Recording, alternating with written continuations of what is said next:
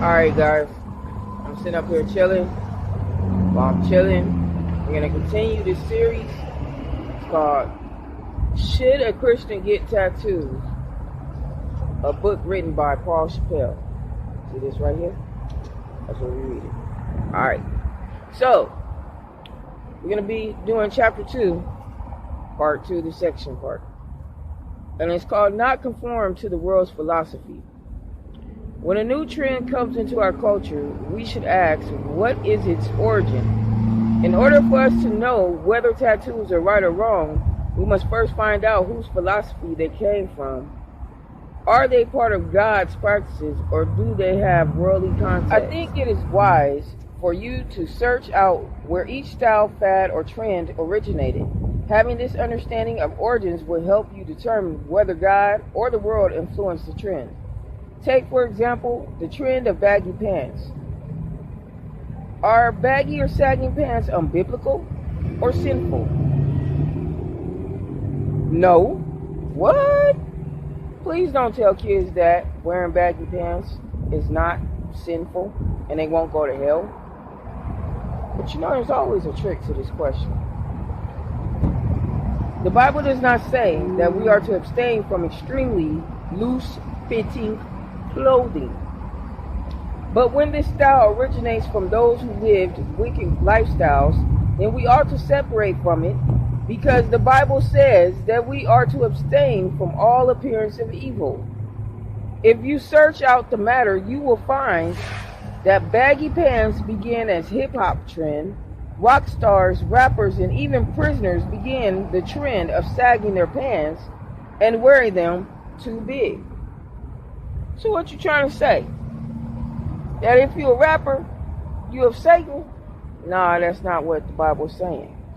See? But I know that's the question some of you guys are asking. And even because this trend is associated with worldly lifestyles, we ought to abstain from wearing their styles of clothing. In answer to our question of the tattoo's origination, a Christian author writes, there was a time when markings on the skin were only made, I gotta look out for my bus, so I'm doing this looking out for the bus at the same time, by the primitive and heathen tribes or by sailors who had traveled to their countries and brought these customs back with them. Wow. So you're saying that basically we're going back to the caveman days. Alright. Yeah, let's read on. Body piercings were traditionally done only by primitive tribes who didn't know the God of Israel.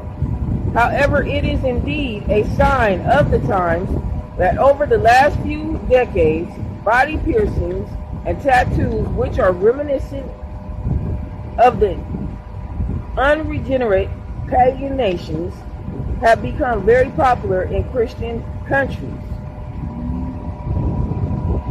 Okay, so basically they're saying, alright, check this out. The dumbest thing, well, I won't say the dumbest thing. One of the worst things you could do is rationalize a lie. Yes, the truth hurts, but it's way better for you to just tell the truth than to tell a lie because you think you're being kind to your friend. If you really cared about your friend or your friend's friendship, you wouldn't rationalize anything. The devil is behind hiding the truth just as much as he is behind an obvious trend like the practice of tattoos. And we need to be aware of all of his sinful manipulations.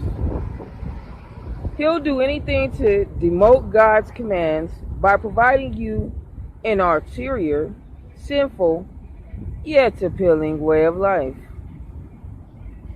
But the Bible says, I beseech you, therefore, brethren, by the mercies of God, that ye present your bodies a living sacrifice, holy, acceptable unto God, which is your reasonable service. And be not conformed to this world, But be ye transformed by the renewing of your mind, that ye may prove what is that good and acceptable and perfect will of God. That's found in Romans 12, verse 1 through 2. God answers all of our questions pertaining to worldly trends in these two verses. We are not to conform to the world, its trends, traditions, behaviors, or philosophies. Period. One of the devil's ways to get you to accept worldly trends is to desensitize you. Yeah, I can think of some ways that he desensitized a lot of people. By promoting extremity in reality television shows and by elevating wicked sins. Did he just say that the devil desensitizes us by reality TV? Is that why they call it reality TV? Ah, see, I'm telling you, man. By promoting extremity in reality television shows and by elevating wicked sins, the devil wants you to start thinking. The devil don't like what we're talking about because he keeps shutting my phone down, hater. So I'm going to end this last paragraph with this. Only of the devil's ways to get you to accept worldly trends is to desensitize you.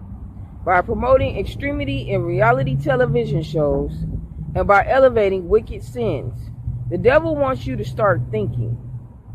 This isn't that bad compared to everything else going on. This is normal.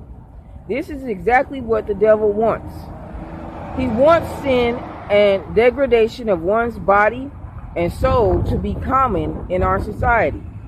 Because of his tactics, we must do everything possible to separate from his worldly philosophies. And not only should we separate from them, but we should also separate from his worldly influences. Alright. We're going to end this by saying this. Does it mean that if you have a tattoo that you're going to hell? Like I say all the time, that doesn't necessarily mean that. But if you're a Christian, you should know you should not be marking up your body. So I'm going to say love, peace, and Afro Sheen, and I'm out.